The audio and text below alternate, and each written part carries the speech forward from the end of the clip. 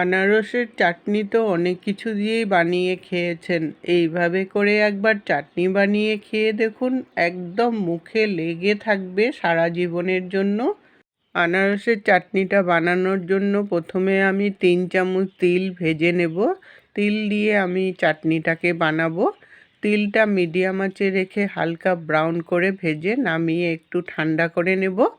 এদিকে আমি আনারসগুলো ছোট ছোট করে কেটে নিয়েছি। আনারসটা একটু ছোট ছোট করে কাটবেন, তাহলে রেসিপিটা খুব ভালো লাগবে। এখন কড়াই বসিয়ে 2 চামচ সরষের তেল দিয়ে দিলাম।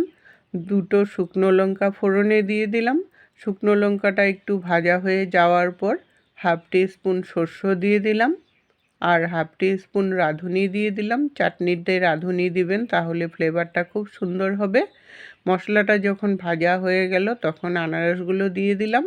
ভালো করে নেড়ে চেড়ে 5 মিনিটের জন্য ঢাকা দিয়ে দিলাম। আনারসটা তাহলে মজে যাবে।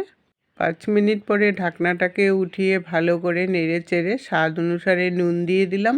হাফ টিস্পুন হলদি পাউডার দিয়ে দিলাম। নুন আর হলদি পাউডারটা দিয়ে একটু ভাজা করে নিয়ে তারপর সামান্য পরিমাণে জল দিয়ে দিলাম। জল দিয়ে ভালো করে মিশিয়ে 10 মিনিটের জন্য ঢাকা দিয়ে দিব মিডিয়াম আঁচে, তাহলে আনারসটাও সিদ্ধ হয়ে যাবে। 10 মিনিট পরে ঢাকনাটাকে উঠিয়ে জলটা যখন শুকিয়ে আসলো তখন মিষ্টি দিয়ে দিলাম। মিষ্টিটা আপনাদের টেস্ট অনুসারে দিবেন আর আনারসের মিষ্টতা অনুযায়ী দিবেন।